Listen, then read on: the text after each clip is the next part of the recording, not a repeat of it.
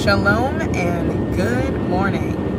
I am currently on the road, and we've made it back home. For everybody that was praying for us as we travel, thank you to everybody that came out and fellowshiped with us as we went from California to Arizona to Texas to Louisiana, and then in returning back. I'm making this video because, one, the feast day is coming up. Two, schedule got a little thrown off with home, and I don't know exactly when I'm going to release the booklet. I know it'll be before Pesach, but I didn't want people waiting, especially people trying to prepare for the feast days, to hear about this whole calendar contention. It is a big deal that I think is becoming a bigger deal because we don't see ourselves as a nation, and we see ourselves as individuals doing research. And so in thinking as individuals, you can choose, but in thinking as a nation and as a people who have to be careful about the information we share, I think we do not do that very well. I am speaking about this topic boldly,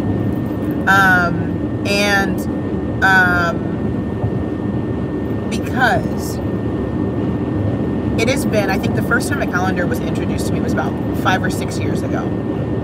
And for 5 or 6 years, I've taken my time, prayed about it, looked through literally every calendar that's been put before me, and with every single one, I found discrepancy because people have the tendency to omit information or to use information to propagate their own personal beliefs and thoughts, and not really exhausting the thought to see if it actually works. So I'm going to kind of mention a few things, but one of the things I want people to immediately focus on is this whole Enoch versus Jewish versus conjunction versus sliver versus equinox versus lunar Sabbath. If you are following any calendar and you can't explain it, like I'm gonna explain at the end of this the calendar that I keep, and I'm gonna explain it to you briefly. It's gonna take me maybe one minute.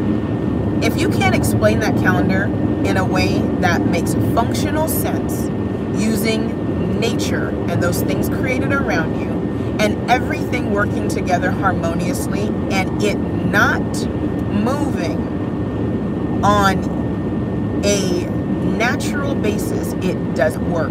When you have to make up stuff, when you have to calculate, and when you're trying to calculate calendars years or in advance, it's not how Yah's calendar is set up. The calendar is set up to keep you in tune with what's going on around you.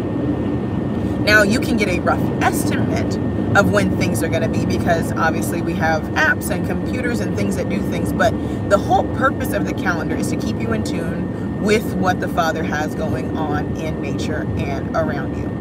So I'm going to work kind of around, but hopefully I'll have somebody who can kind of pinpoint each thing I'm going to do. The first thing that often comes up when people begin researching the calendar is the 7-day week. Heard it come up a few times. I've heard people mention it. I've done research. I've looked into ancient mathematics and constellations and charting stars, and even bought a telescope, because I'm serious when it comes to levels of deception. And our people are so quick to follow something because it's different and not because it's true, that it literally makes my stomach hurt. So the 7-day week, there has not been an argument for the 7th-day week until recently, like the 7th day, the week we currently have, for a few reasons. If you go back to Babylon, Sumer, a 7-day week was kept. Previous to that, obviously, the Hebrews kept a 7-day week.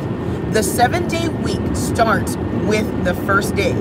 The 7-day week is in itself a miracle, in a sense, because it has been being, if you will, kept since Yah said day 1. The 7th-day week is not dependent on the sun, because there was no sun when Yah said day 1. It's not dependent on the moon. because there was no moon when Yah said day one. Day one is day one, and it has been ran that way consistently. But there are witnesses that testify to a 7-day week. The witnesses that testify to a 7-day week are the phases or the quarters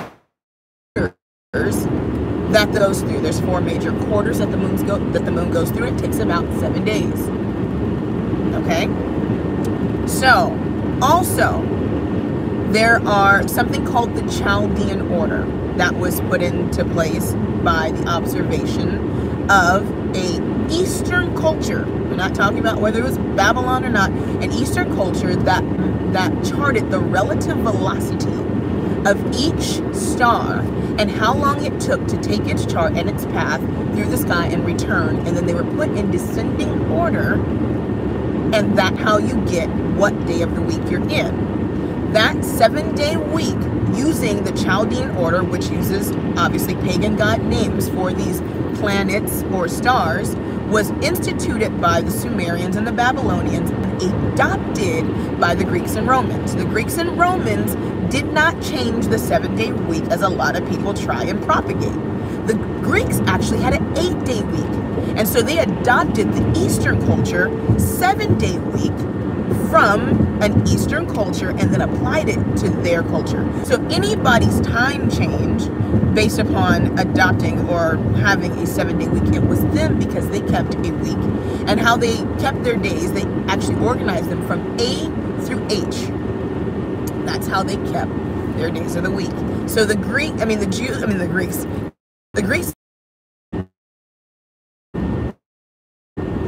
to Sunday, they did the days of the week. If you go back and read history, and you have to read history with a timeline, I think a lot of reasons why people are confused is because as much as they don't agree with the Ashkenazim being in the Holy Land during the time of the Messiah and at other time periods, whenever they see something in scripture, or whenever they see something written about Jews or the Jewish people,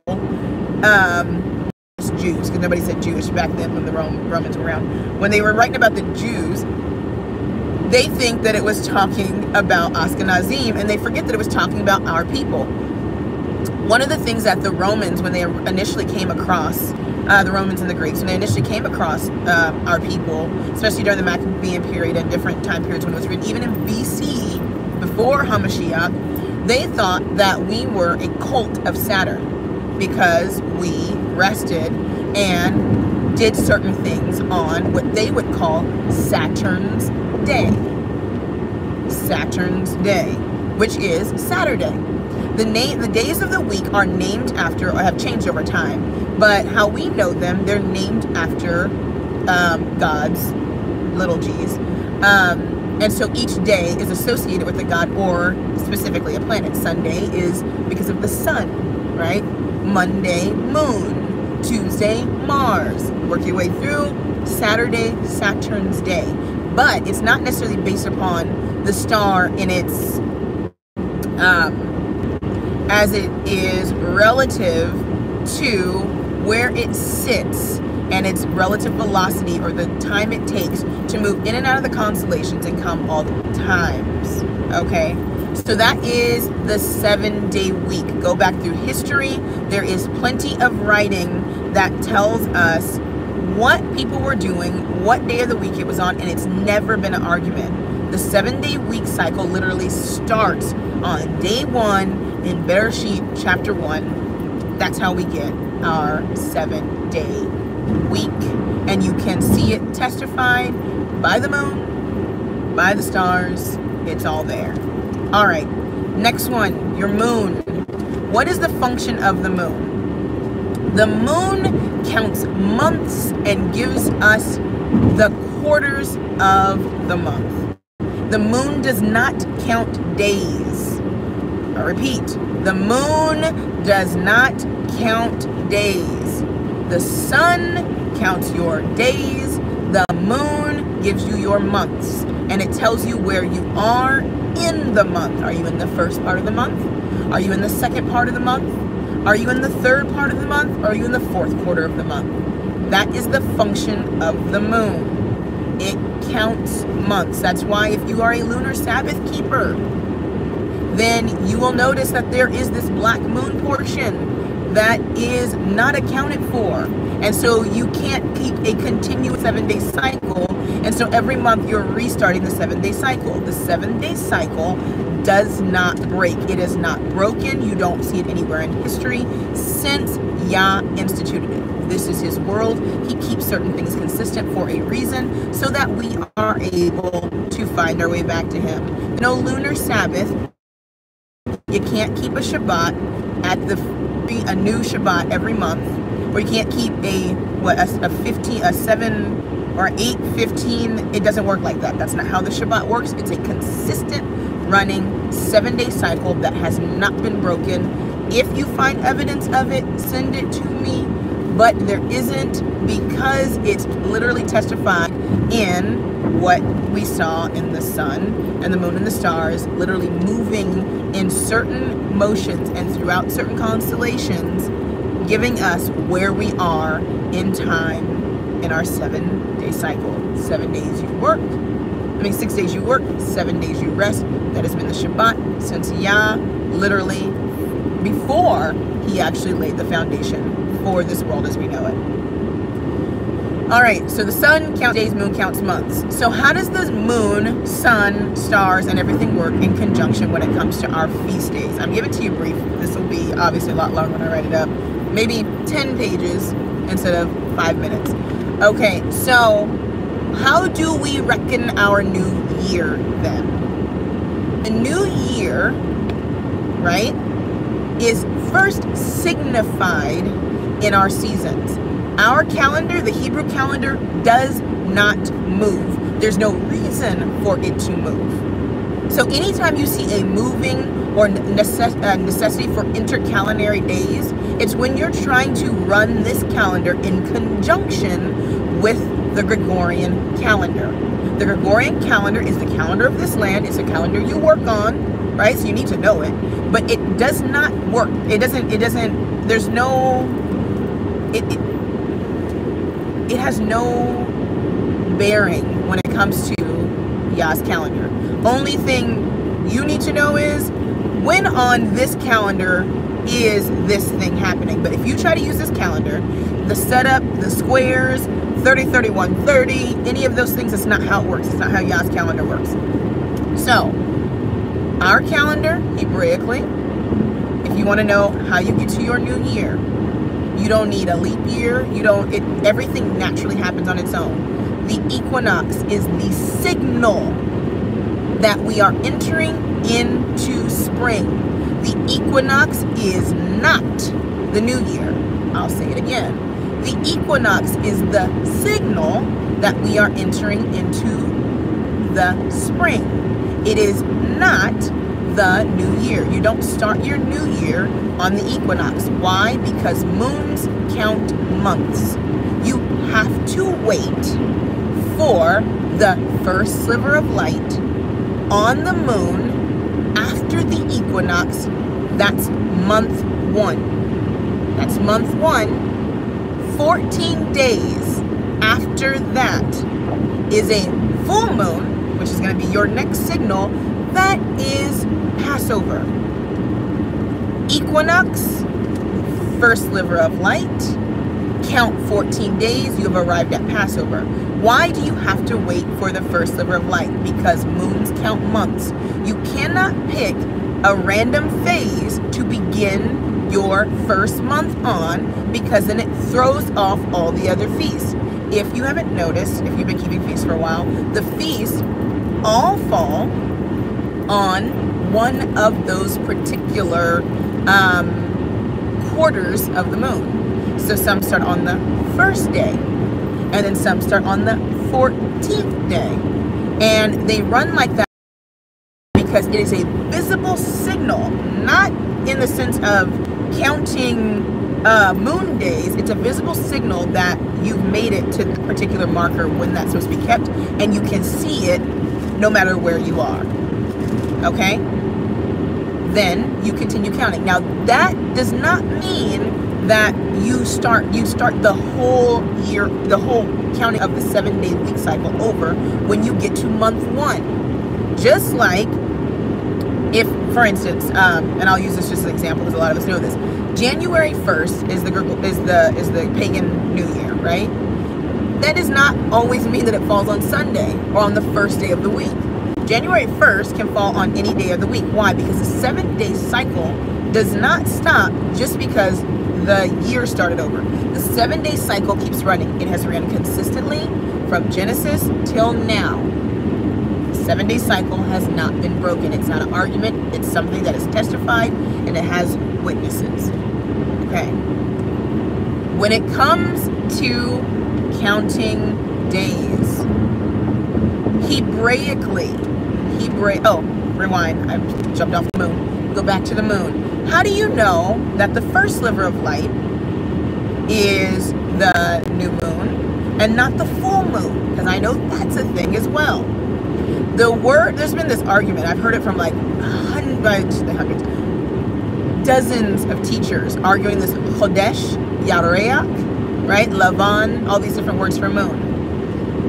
If you don't know Hebrew, and I'm not being rude or mean, and I hold myself to the same standard. If you don't understand something in Hebrew, then you cannot understand anything about what Yah's telling us to do.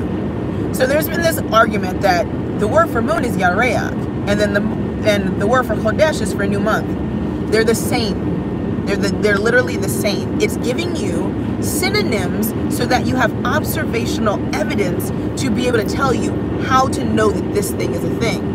Hebrew words don't just exist in a singular way. Every word Hebraically works together. So, Yareach is telling you that it moves. It goes through a cycle, right? Chodesh, literally, Hebraically, is the idea of something being cut off or moving in and out. The literal concrete definition of the word Chodesh, not Kodesh like set apart, Chodesh like Chodesh, Het Dalet Shin, literally means that something is moving in, filling up, and then coming out. So it literally gives you what the function of the moon is. It comes in, the light comes in, fills up, comes out. The light comes in, fills up, comes out. Waxing, full, waning. It literally is in the definition in the word Chodesh. So the new moon is when the light comes in. The full moon is when the moon is fully illuminated or covered with light. Remember, the moon exists. When the moon was made, and this is funny because I've heard this as well. When the moon was made, the moon gets its light from the sun. So when the moon was made, it was a whole moon. People's argument, and I've heard, is, well, how would I know what the moon was if it wasn't a full moon? The moon is always full. The moon is full every day. How much light is hitting it is the issue, not whether or not the moon is full. The moon is constantly a full sphere, disk, all the time. How it is illuminated is what we're looking for. So the moon was a whole moon, literally at creation. Everything was made whole. Whole and fully illuminated are two different things. The earth was made whole and given light, but didn't have a sun, right? Everything was made whole, but the moon was not fully. The moon is always there. It's always there in a whole piece. So having a full moon doesn't necessarily mean that that's the new moon or that's the first moon. It's always whole. You know, I'm laboring on that, but that is like a huge thing right now. That the full moon is the new moon. No, it is Chodesh. It's the new moon, and the new moon and the new month are synonymous. Why? Because moons count months. When that moon gives its first sign of light, you're getting we're in a new month, and then you count the days. So another thing about the equinox, and this is that thing of like our calendar, You have people who have instituted this like leap year thing, and it's not necessary. It's not necessary. If you stay with the equinox and then the first sliver of light on the new moon, then it doesn't matter how many days are in between the equinox and that first sliver of light on the new moon. For instance, you can have an equinox fall. It doesn't give you a 13th month either. You can have an equinox fall, let's say, right after the first sliver of light. And what you do is you wait for the next one because it's telling you that the seasons have to fully catch up, right? So like we have a thing that we do, Western culture in America, called Groundhog's Day. And for Groundhog's Day, you have this like, and it's not really true, but the groundhog comes out, sees a shadow, and you know whether or not winter is going to be shorter or longer. Well, Hebraically, we're not trying to keep up with the world's calendar. So if we have to wait until our seasons appear so we can have our feast, we have our equinox, and then we have our first sliver of light, and that's month 1, we don't care how many days fall within that time. We wait. We don't jump ahead and say, well, we're just going to keep it anyways, count back a day. No, we wait, and we allow our seasons to fall in place accordingly. Which leads me into the next point, which is the Enoch, Jubilees, Jasher. I'm going to say this. You can quote me. You can pass it on. Whatever. Enoch, Jubilees, and Jasher are not Torah. When Yah made Israel a nation, I start off this thing talking about nationhood. When Yah made Israel a nation, he gave them a guideline for the nation. There were different guidelines in effect before Israel became a nation. When Yah made Israel a nation, he gave them Torah. Torah is the guideline for the nation. In Torah are the feast days and the way that the festivals are kept. Everything else has to fit into Torah. You don't go outside of nationhood, outside of being taken out of captivity, outside of being given your own land and rules and regulations, and go and grab something that did not govern a nation of people. So, you have to come to a conclusion when you're studying. What has the final say? Is it Torah? Is it Jubilees? Is it Jasher? Or is it Enoch?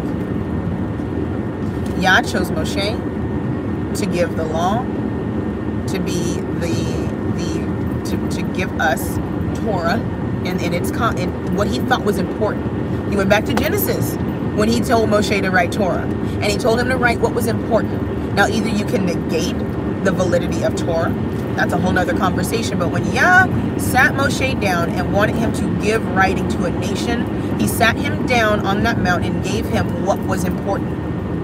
What was important. So if those things in Enoch were important, and to the level that we are making them important, then Yah would have had Moshe write them down.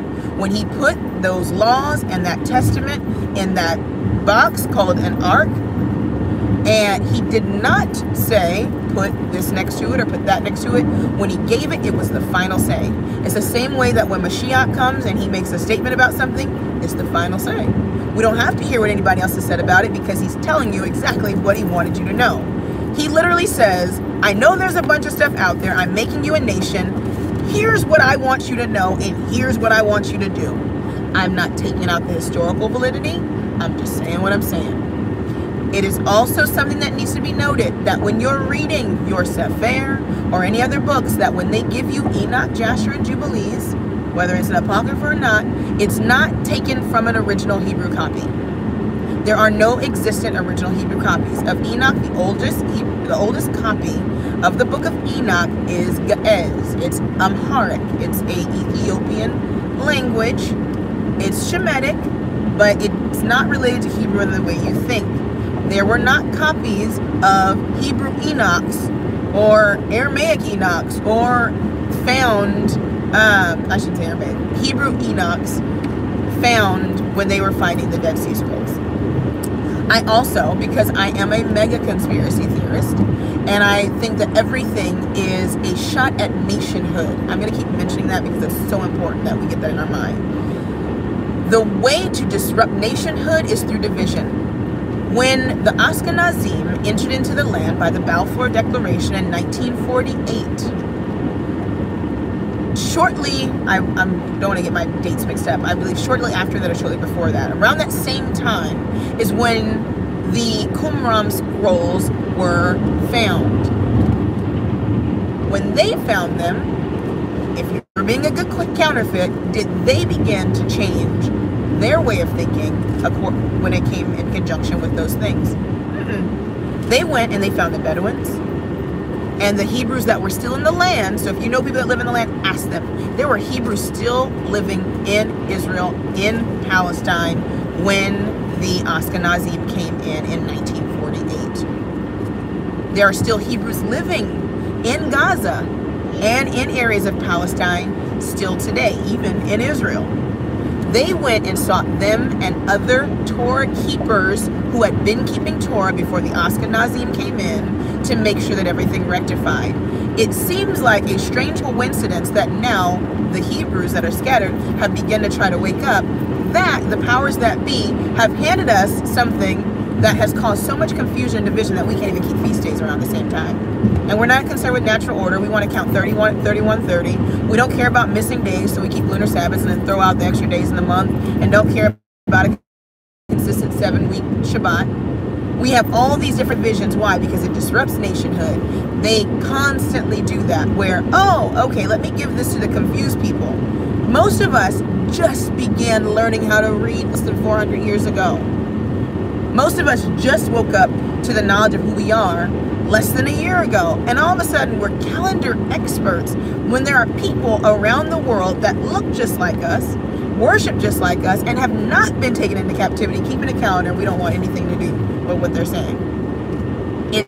It's completely asinine. So I think it's a part of deception. Just like right around, I don't know, for people who've been in Torah about the same amount of time that I am, right about my 2-year mark in Torah, this is my 8th, there was this big push before that aliens built the pyramids and that the ancient Egyptians, were white and all these crazy things. And all of a sudden there was a shift and Beyonce started promoting Egypt and all these other people, major celebrities promoting Egypt, and they're like, no, the black people are Egyptian. And it was right around the time there was a mass awakening of Hebrew Israelites, and a lot of people fell out of this walk because of that mass awakening of them saying, oh no, you black people are actually the Egyptians. And the Egyptians actually sailed across what they called the Great River, and they ended up here. And that's how you get your Mayans and your Incans, and there was a mix of those people, and that's why there was African presence here before. And all that stuff happened right around the awakening. The same exact thing happened with the whole release of the Qumran scrolls. Those people have had those scrolls for almost 70 years. And right around the height of us beginning to keep feast days and travel over to Israel and want to participate in feast days, all of a sudden it was like, oh no, the calendar's wrong. Oh no, don't come over here at this time. Oh no, don't do this. Oh no, don't keep it at this time. Do it like this. And everybody splintered and did something different. And it disrupted the nationhood of who we are. That's what they do. I saw a video about this idea of deception and how they throw things out there. They try to make you think other things, almost like the idea of the Mandela effect and other things. You guys get so focused on, a lot of us do, I shouldn't say you guys, but so many of us get so focused on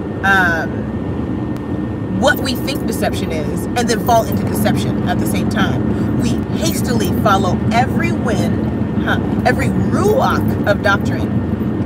The doctrines that lead you astray are ruachs. They are sent here to take you in different directions. You have to be wise enough to stand still on a truth, whatever it is that you think you believe, long enough to figure out if it lines up with Torah.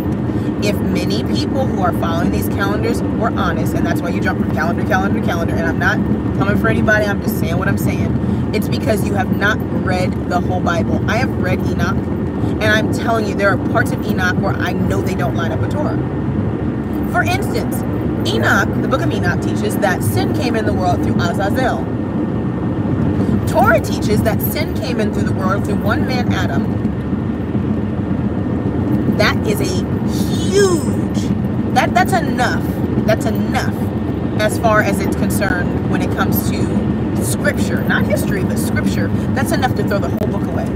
Because then there's no reason why man should be being held under the bondage of sin and death because of a fallen angel. Man had to do something that then corrupted man, thus causing Yah to have to redeem the man which he created. That is enough right there. There's more, and I'll go through that at a later date, but there's more. And my reason for bringing that out, amongst other things, is because a lot of people are not reading to understand. They're reading because they want to read something, want to be different. Everybody wants to come out with the hot new thing, and nobody wants to be consistent and stand on truth. So when you're reading through things, if things don't make sense, like, okay, the moon has 6 different names or 4 different names. Really?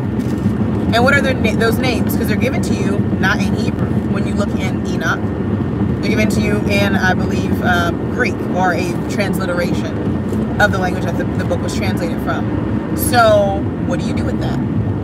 Everything has to line up with Torah. When it doesn't line up with Torah, it can be history, it can be informational, but it cannot be used to orchestrate and move us as a nation. It causes division. I'll give you another one.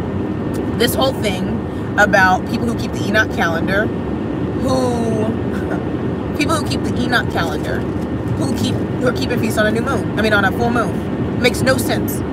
Enoch chapter 78 should cause anybody who's keeping Passover on any time, keeping the new year on a full moon, keeping a new month on a full moon. That full moon truth is not consistent with Enoch. So if you're keeping the Enoch calendar, the book of Enoch in chapter 78 literally gives you the divisions of the moon. It's divided into 7 parts.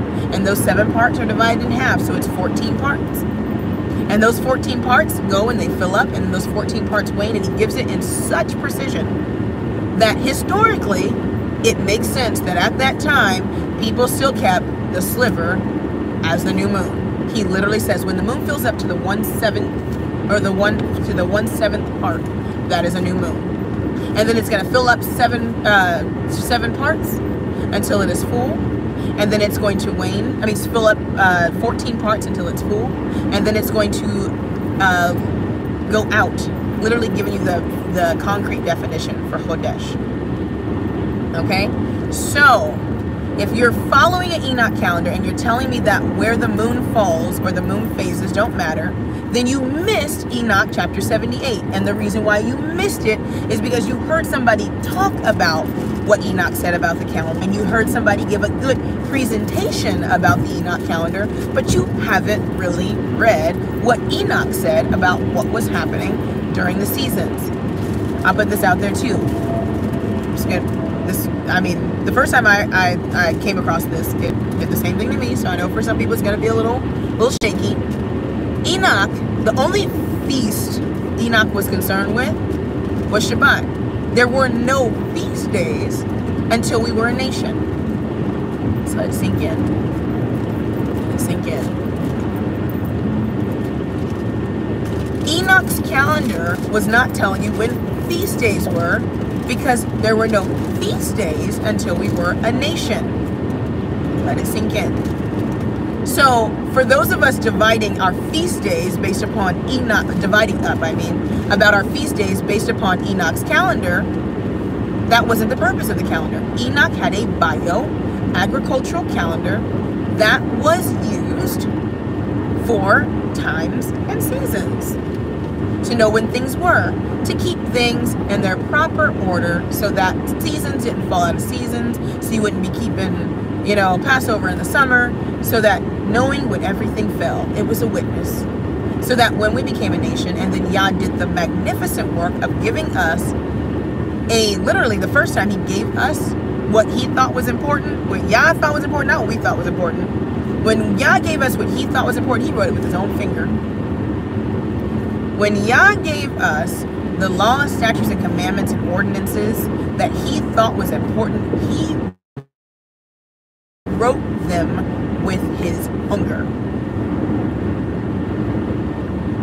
What we have done is we've now gathered to ourselves what we think is important, and now have negated the very word that Yah wrote with his own finger. When Moses broke those tablets, Yah made him write the same exact thing. And he gave it as a testament and kept it together all this time. And all of a sudden, we're going to take what we want and then change what Yah has done. It doesn't work like that. So, I said at the end I was going to tell you what calendar I'm keeping. I'm keeping the calendar of observational evidence. I'm keeping the calendar of a person who plants things. I'm keeping the calendar that has been kept in the heavens and the sun and the stars since the foundation of time. I'm keeping a 7-day week. A 7-day week that has not been broken. A 7-day week that I've researched and seen that even when we were keeping the 7-day week, or the 7-day Shabbat, as a people thought we were the cult of Saturn because they had termed the 7th day Saturn's day. I'm keeping a 7-day week that was not kept by the Greeks and the Romans because it was not until, one, the Phoenicians came and gave the Romans a written language, of the Greeks a language, that the Greeks even had a written language, so they can't be the ones telling me how to keep my calendar. And then even before then, they adopted their 7-day week from a Eastern culture, Sumer, Babylon, everybody before then kept a 7-day week. And they named those days after particular stars, and that has remained consistent, and it can be searched out and proven throughout history. As far as months are concerned, I keep months that are counted when the first sliver of light arrives on the moon. I count my months that way. There are 12 moons in a year, meaning there are 12 months in a year. I keep my months, my moons, my new moons, at the first sliver of light. And that first sliver of light is indicative of the Hebrew word chodesh, which means to enter in, fill up, and then wane out. I keep it on a waxing, full, waning calendar, on a schedule with my moon in quarters. My moon does not count my Shabbats because I don't believe in losing days, because I believe that the sun counts the days. I believe the sun counts the days, and that's how we get our days in the year. Okay?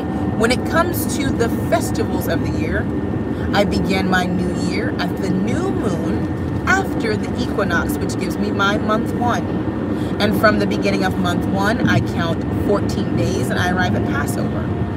And then all of my feasts are kept consistent with that until we arrive around next year, and I get a new year, but I do not break my 7-day cycle when I go into my new year. My 7-day cycle continues to go because it has continued to go since the beginning of time. Very, very simple. That's how I keep my calendar.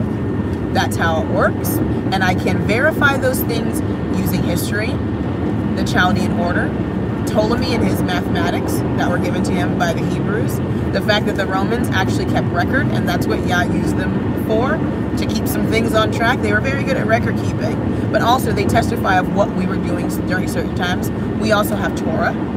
We also have the scriptures. And if you haven't heard Maury's sermon from last week, where he deals with when the feasts are kept and how the new moon, the trumpet is blown on the first day, on the new moon, and then at the time of the festival on the full moon, you can go check that out as well. But that's how the calendar should be kept. It does not move. It does not shift. If you continue to watch it, you don't need to count, because you will count and you will be off. If you use only the moon, you will be off. If you use only the sun, you will be off. If you use only the stars, you will be off. If you use only the constellations, you will be off. But if you use everything working together, and if you are planting and knowing what season you are, it'll work. And it even works on islands, because certain fruit even knows its season. You would think that with the island and the temperature staying the same all year round relatively, that plants and fruits would just grow all year round. No, certain things grow in certain seasons, because the seasons are still changing and moving, and there are signals for these things as well. So I'm open to the dialogue. I have to go back through, of course, and go through the comments when I'm not driving. But if you posted a comment in the live chat, I can have Zakaria, and I don't know if Drika is in here, but I'll have them actually write them out, and if they are not things that I've covered, I will definitely mention them, and if they're things that'll take longer, I will actually add them as a little question and answer portion in the back of this very short booklet that we'll be doing. So, yeah, I hope that helps someone. I hope that you don't go with what I say, but you do your research. Stop just listening to what people say because it sounds good. It needs to be to a child. When I actually put together the calendar, because there's no like calendar, you can look outside and see it. But when I actually get ready to explain it in a sit-down session where I'm not driving, I'm going to do it with my children. And not in any ways to slight anybody, but if you cannot teach the calendar to your child, Torah is for children. Torah is not for adults. It's supposed to be teaching it diligently to your children. Deuteronomy 6:4-9. It's to be taught. If it can't be taught and you have to go through 50 million things and need all this other stuff, and you can't go outside and say, see baby, when this does this, and when this is this, then you know that we've arrived at this time of year. And when this does this, this does this. It's also, I'll put this out here too, as I'm closing. There's 2 equinoxes. There's the vernal equinox. There is the vernal equinox, which is in the fall, which is where we get our fall festival start after the vernal equinox. And we have the spring equinox. And then we have 2 solstices. We have a summer solstice and a winter solstice. And that literally keeps us in line with our seasons. And they're literally signaled by certain things happening in the sun, moon, and the stars. Another thing to note, because I know a lot of people don't know what an equinox is. An equinox is not just when there's equal day and equal night, as we've been regurgitating. Equinox is when, and actually Enoch talks about this, and I think a lot of people don't know it because we're not literally sitting outside and observing it. Based on what it is, we think it's something mythical. The sun actually moves 1 degree every day. The moon moves 13 degrees throughout the sky. So if you ever look at the sky, the moon, how the sun sets, it sets like across the sky. Our window sits facing the east. Rises in the east, sets in the west. Oh, right, rise. Okay, so it faces west. Yeah, so you can see how it charts across the sky. And you can see how if you watch where the sun set, and then where the moon sets, it's literally 12 degrees apart. And it literally happens like that. So you will cycle through and you'll see the sun going through her gates, or his gates, and the moon's going through her gates, just like Enoch talks about. And I mentioned Enoch because I said historically you can use it as a witness to see if the things that were observed are true, but they have to work in conjunction with Torah. And he was observing the observational things that can be seen when you're watching seasons and time go by. So the sun, when you get to the equinox, what happens is the sun literally sets perfect straight down the middle of where it would normally chart throughout the year. Literally sets right down in the middle. It's not necessarily equal day and equal night, because you can't really quantify that. That's time. That's like counting minutes.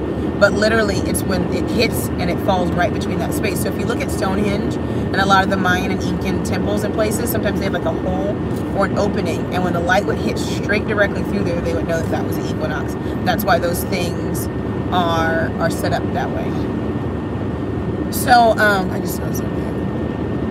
Okay. All right, so I'm traveling.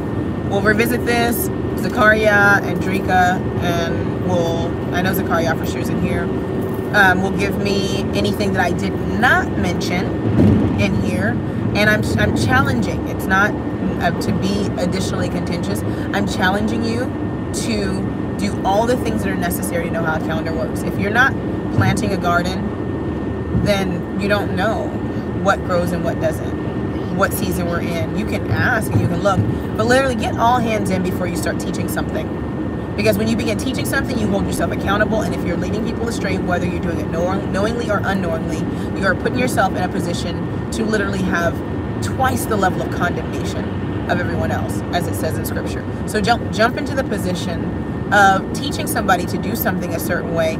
If it's not something that you have checked out, fact-checked, went over, because the reason why there's a double condemnation is because pride will not allow you to correct your mistake.